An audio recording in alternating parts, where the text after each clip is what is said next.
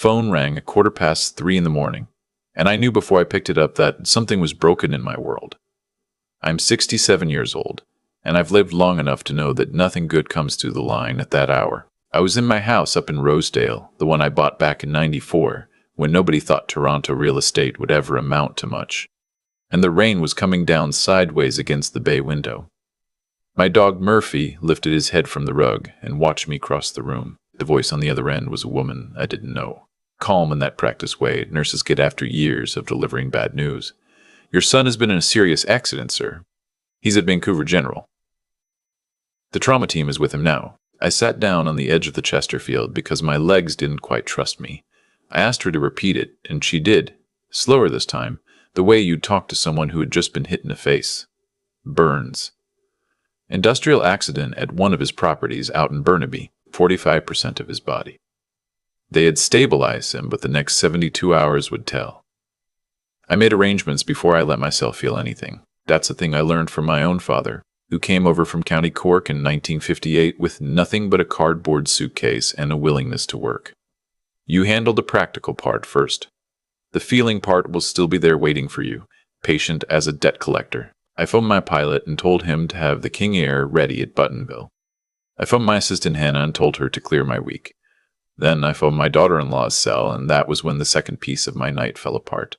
Straight to voicemail. Her voice on the recording, bright and chirpy, telling me to leave a message and have a wonderful day. I tried again from the car on the way to the airport. Voicemail. I tried a third time as we taxied. Voicemail. 6 tries between Markham and the runway, and not one of them connected. My son was in a burn ward on the other side of the country, and the woman who had stood at the altar in Muskoka 2 years ago and promised to love him through every season couldn't be bothered to pick up the phone. The flight was just under 5 hours. I didn't sleep. I didn't eat the sandwich Hannah had packed. I sat there watching the dark country roll underneath us, the lights of Winnipeg, the empty stretches of Saskatchewan, and I thought about the boy I'd raised. My only child. His mother died of ovarian cancer when he was 14, and after that, it was just the two of us in a house that had been built for 4. He learned to make pancakes on Sunday mornings because I wasn't any good at them. He played hockey at the rink in Leaside until he was 16, when he traded the ice for a desk and a calculator and told me he wanted to be his own man, not just my son. I respected that. I funded it quietly when he wasn't looking, but I respected it. I landed at YVR a little after 7 in the morning, Pacific time. The driver took me straight to the hospital on West 12th. The burn unit was on the 4th floor, and I remember the elevator smelled like industrial cleaner and someone's cold coffee. The nurse at the desk looked up at me, and I saw it in her face before she opened her mouth. That look hospital people give you when they've been wondering when family was going to show up. She walked me down a hallway with that pale green paint they all seem to use and stopped at a room with a number on the door I won't ever forget. I pushed it open, and whatever I had been holding together on the flight came undone right there. He was wrapped from his collarbones to his jawline in white gauze, and there were tubes coming out of his arms, and a machine breathing for him in slow, mechanical sighs. The skin I could see on his cheek was raw and shining with some kind of ointment. His hands.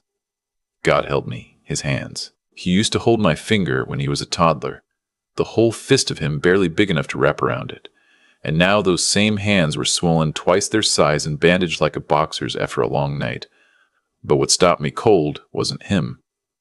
It was the chair beside the bed, pushed against the wall. Not pulled close. Not warm from a body that had been sitting in it. Pushed back like nobody wanted to be near him. No coat folded on it.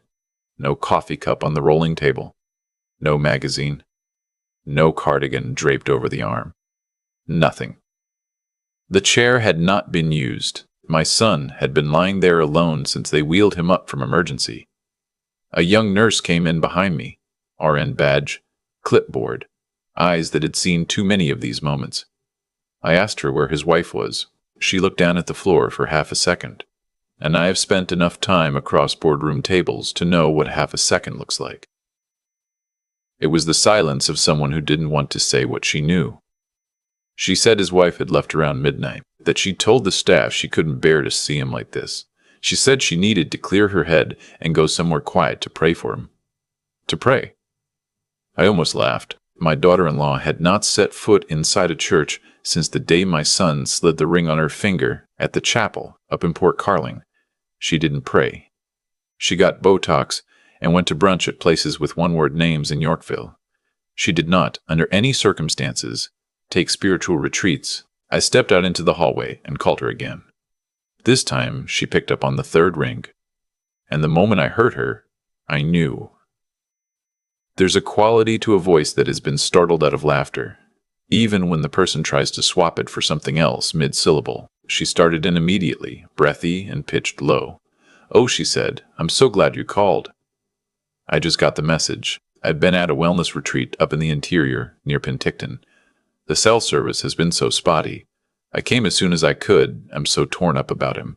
I just couldn't be in that hospital room another minute. I let her talk. I learned a long time ago that you let people lay their own rope out before you decide what to do with it. And while she was talking, I heard it.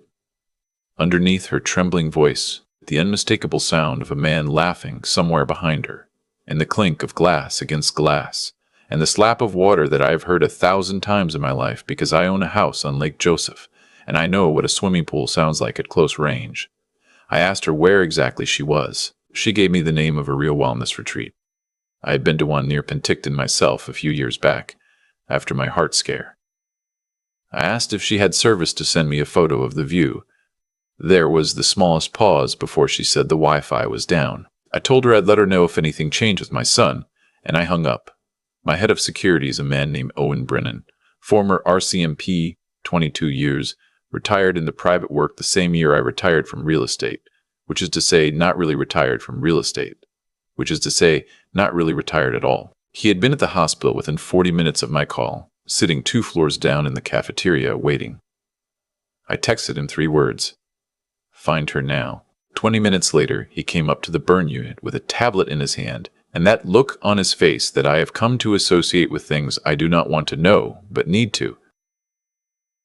She was not in Penticton. She was not in British Columbia at all. The phone she was using was pinging off a tower on Paradise Island in the Bahamas. She had flown out of YVR the previous afternoon, less than 3 hours after my son's accident, on a flight she had booked 16 days earlier. 16 days. She had booked the trip before there was any accident to flee from. Owen had pulled the booking record from his contact at the airline. 2 passengers. Her and a man whose name I did not know. A personal trainer she had been seeing twice a week for the past year and a half, at a private studio on West 4th.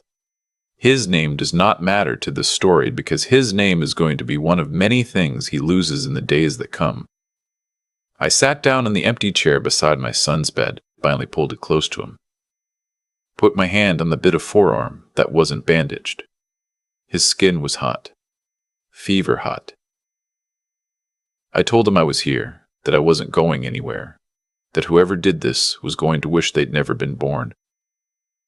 I don't know if he heard me. The machines breathed for him in their slow rhythm, and I sat there with my chest full of broken glass. The trauma surgeon came in around 9. Dr. Patel, kind face, exhausted eyes. He said the next surgery was needed urgently, an excision and graft, and that they had been waiting on consent from next of kin. I asked him why they hadn't started already, given the urgency. He told me his wife had been reached by phone the night before, that she had asked them to wait. To wait. She had told them she wanted to consult with her own physician before authorizing anything. She had told them she was concerned about long-term liability if the grafts were rejected. The doctor said it gently, the way people say terrible things when they suspect what they really mean. I told him I was the boy's father and I would sign whatever needed signing, and he could start in the next 10 minutes if he wanted to. He looked at me like I'd given him a glass of water in a desert. He said they would prep right away. When he was gone, I sat there and I let the math do itself. 45% burns, infection setting in, surgery delayed by a wife who suddenly cared about insurance liability, a wife who had been on a plane to the Bahamas before the embers were cold, a wife who had upgraded my son's life insurance policy at some point. I would have to check when, and who had apparently spent the last year and a half sleeping with someone else on my son's dime. The cold thing that started growing in my chest then was not anger. Anger is hot and sloppy. This was something quieter. Something I had only felt twice before in my life, both times in business, and both times the men on the other side of those decisions ended up retiring early to small towns. They never left again.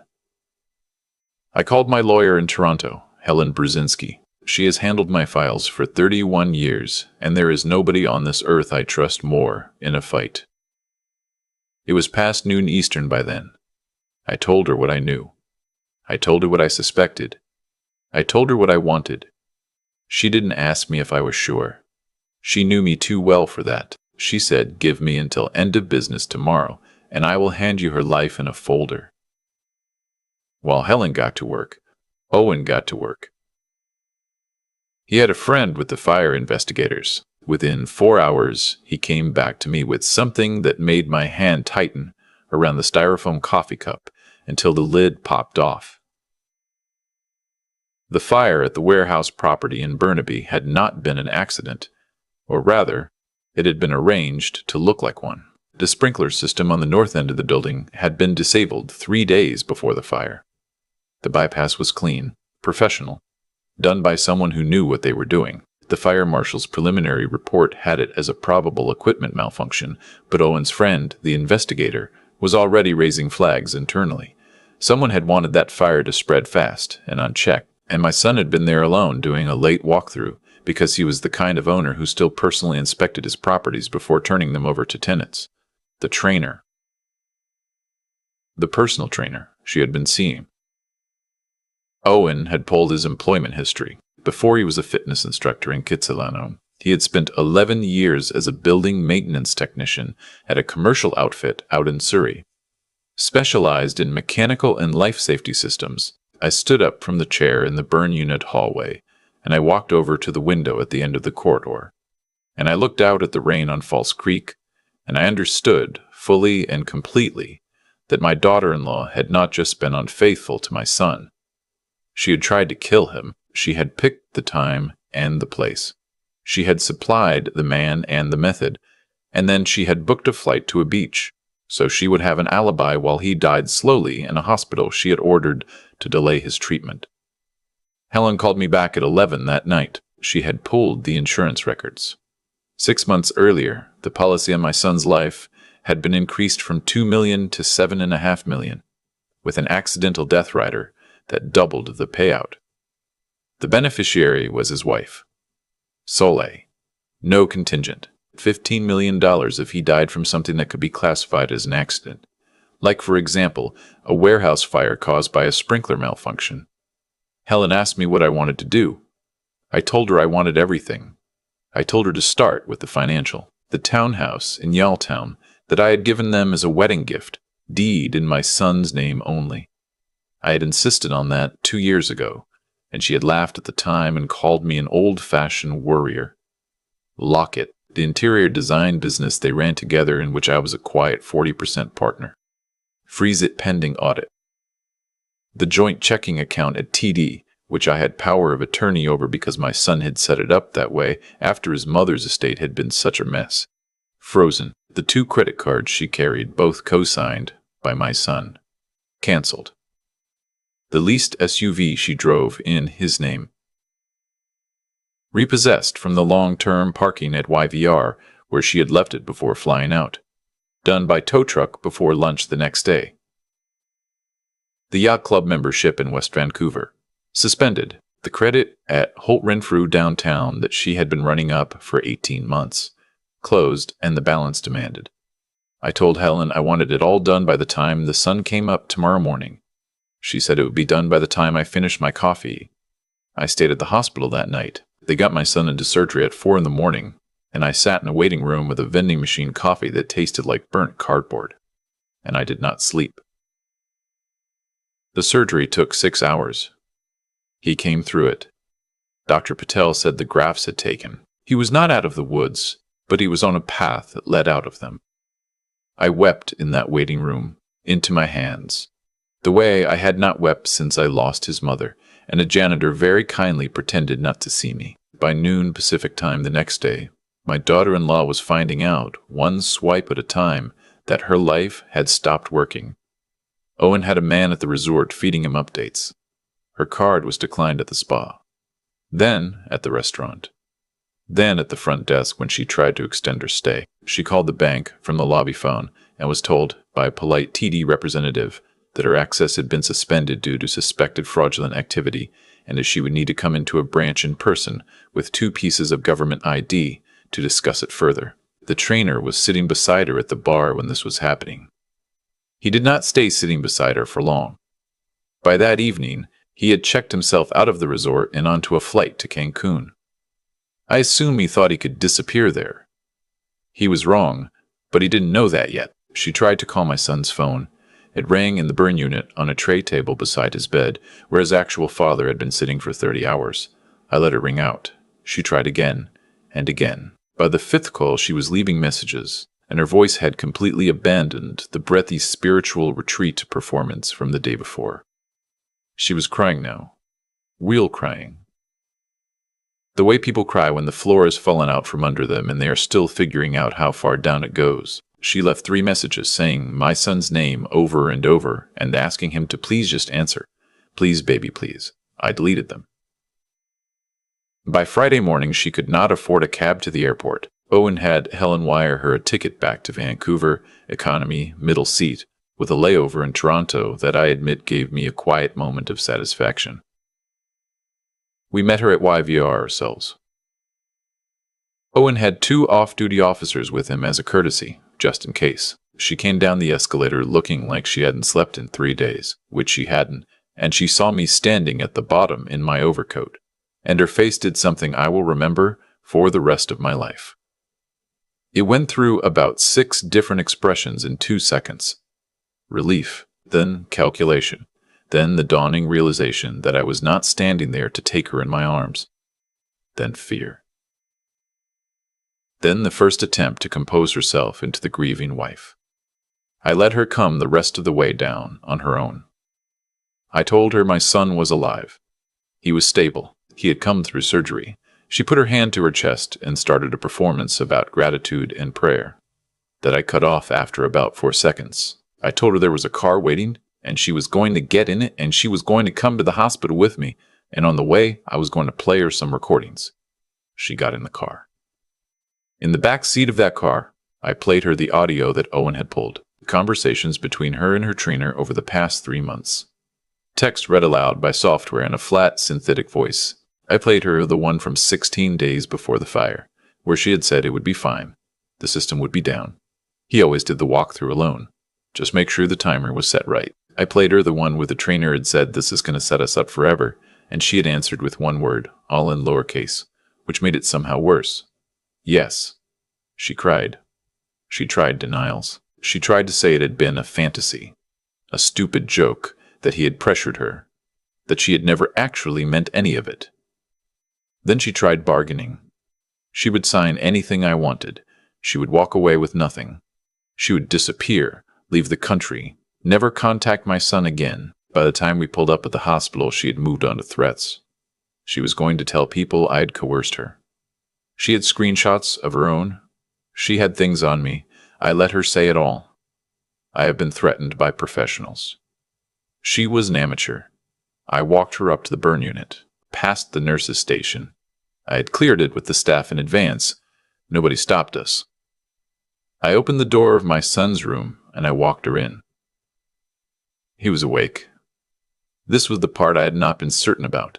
Even an hour earlier, he had come around that morning, briefly, and Dr. Patel had been cautiously optimistic. But he was awake now, eyes open, and when his wife saw him sitting up against the pillows with the bandages still on his face, and his arm in a sling and his eyes on her, she made a sound that was not quite a word. I told her to sit down. There was the chair, the one nobody had used the first night. I pointed to it. She sat. I had thought I was going to do most of the talking. I had been rehearsing it on the flight from Toronto. But it turned out my son had things he wanted to say himself. He spoke very slowly because his throat was still raw from the intubation. But he said them. He said he had known about the affair for almost 3 months. He had hired a private investigator a few weeks after he started suspecting, and the file the investigator had given him was sitting in a safety deposit box at the Royal Bank on Burrard Street. He said he had been planning to file for divorce in October, after the next quarter closed on the design business, because he wanted the books clean before lawyers got involved. He said he had not yet figured out that she was planning to kill him. He admitted that part with a kind of wry, exhausted shame, like he was embarrassed he hadn't seen it coming. But he said the morning before the fire, he had gone into his lawyer's office and he had quietly changed the beneficiary on his life insurance policy. He had taken her name off it. He had put a children's burn foundation in her place. The same kind of foundation, he said, looking at her. That takes care of kids who have been hurt the way I'm hurt now. She made that sound again. It was the sound a person makes when something they have built their whole life around turns out to be made of paper. There would not have been any $15 million. There would not have been any payout. She had murdered her marriage, her freedom, and her future. And she had done it for a number that did not exist anymore, and had not existed for almost a week before the fire was even set. I did not need to say very much after that. The 2 officers Owen had arranged were already in the hallway. They had been briefed by the Vancouver Police Department, who had been briefed by a contact of Helen's at the Crown's office, who had received a very thorough package of evidence that morning by courier. Phone records, banking records, insurance documents, the investigator's file on the trainer, the maintenance bypass logs from the building, a statement from a nurse who had documented the wife's repeated calls instructing the unit to delay surgery. The Crown was already drafting charges. Conspiracy, attempted murder, insurance fraud, failure to provide the necessaries of life, which is its own particular charge in Canadian law and applies, it turns out, to a wife who actively obstructs medical care for a spouse she has put in a hospital bed. She was arrested in that hospital room. She did not go quietly. She screamed things at me on the way out that I will not repeat because they are not worth repeating and because nothing she said was true. The trainer was picked up at his hotel in Cancun 9 days later, after Mexican federal police, in cooperation with the RCMP, located him at a beachside property he had rented under the name of his cousin. He fought extradition for almost 4 months and then gave up when his money ran out. He is awaiting trial, and his lawyers trying very hard to argue that he was the one who was manipulated. We will see how that goes. My son spent 3 more months in the burn unit, and another 5 at a rehabilitation center out in Quidlam. He has scars on his neck and on the backs of his hands that he will carry for the rest of his life. And there were weeks last winter where the physical therapy made him cry in a way he had not cried since his mother died. But he came out of it. He sold his share of the design business. He is back in school now, at UBC, getting a master's in occupational health and safety. He says he wants to spend the rest of his career making sure nobody else's son gets caught in a building because somebody bypassed a sprinkler system. I told him that sounded like a good way to live. I told him I was proud of him. I told him his mother would have been proud of him. He didn't say anything to that, just nodded, and we sat there at the kitchen table in my house in Rosedale and drank our tea and watched the snow come down on the back garden. And that was enough. A few things before I close out, because I know some of you watching this are going to want a tidy lesson, and I am not in the business of giving them, but I will give you what I have learned. If somebody in your life suddenly cannot be reached at the worst possible moment, that is information. Pay attention to it. If somebody in your life suddenly knows things about insurance policies and beneficiary designations that they had no interest in 2 years ago, that is information. Pay attention to it. If your gut is telling you something is wrong with somebody you have welcomed into your family, do not argue with your gut. Your gut has been with you longer than they have. Your gut remembers things your conscious mind has not yet found words for. And if you are in a position of power and somebody you love is in trouble, do not let your wealth make you slow. Do not let comfort make you soft. The thing that protects the people you love is not your money. It is your willingness to use everything you have, including your money, the moment the bell rings. I am 67 years old. I have arthritis in my left knee. I take a small white pill every morning for my blood pressure. I have outlived my wife and most of my friends from school, but I am not finished. And anyone who looks at me and thinks they see an easy mark, an old man who can be played, a soft target with a soft son, I would gently suggest they reconsider. I built what I built over 43 years. I can pull it apart in 2 weeks if I have to. And I will. For my boy, without hesitation, without warning, and without mercy. That's what I've got for you tonight. If anything in this story landed for you, if it reminded you of someone you used to trust, or someone you should have stopped trusting a long time ago, leave a note in the comments and tell me where you're watching from.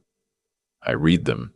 I read every one, and if you haven't already, hit subscribe to Subtle Vengeance, because I have more of these to tell. And the people who think they got away with something should know that some of us are still here, still paying attention, and still keeping score. Take care of your families. Take care of yourselves. And don't ever, ever ignore the chair beside the bed. I sat with this story for a long while before I decided to put it down. Some things you live through and you want to forget. Other things you live through, and you owe it to somebody, somewhere, to say out loud. This was the second kind. What happened to my son did not happen because of bad luck. It happened because every choice in a chain of choices was made by someone who thought they could outsmart the people who loved him. That's the part I keep coming back to. The fire didn't start itself. The sprinkler didn't disable itself. The flight to Nassau didn't book itself. Somebody, on a quiet Tuesday afternoon, sat at a kitchen island in a Yaletown townhouse and decided that a man's life was worth less than a number on an insurance form. And the moment that choice was made, every later thing that happened to her was already on its way. She just didn't know it yet. I don't believe in much that you can't see or measure. I'm a practical man, but I do believe this. The things you do quietly when you think nobody is watching are the things that come for you. Not because some unseen hand is keeping a ledger, because you cannot do that kind of thing without leaving a trail. Texts. Bookings. Bypass systems. A trainer with a maintenance background. A wife who suddenly cares about beneficiary forms. The world keeps very accurate records. We just don't always notice until somebody decides to read them aloud. And here's the harder part, the part I want you to take with you. Character is not what you say about yourself at a dinner party. Character is what you do at 3 a.m. when nobody is around to grade you on it. My daughter-in-law had 100 chances to be a decent human being. She had the chance to pick up the phone. She had the chance to authorize the surgery. She had the chance, somewhere in those years, to walk away cleanly instead of staying for the payout. She made the wrong choice every single time. Not because she was stupid, because somewhere along the line, she stopped being the kind of person who asks herself if a thing is right before she asks herself if she can get away with it. If you are watching this and you are tired, and the people in your life have tested you, I would ask you 3 things. Stay decent. That's the moral piece, and it is harder than it sounds. Stay sharp. Read the room. Notice the chair pushed against the wall. Notice the laughter behind the voice on the phone. That is the wisdom piece, and it costs you nothing but attention. And stay strong. Not loud. Not vengeful for its own sake. Just strong enough that when the bell rings for somebody you love, you do not freeze, you do not flinch, and you do not waste the resources you spent your whole life building. My son is alive today because his old father refused to be slow. That's all. That's the whole lesson.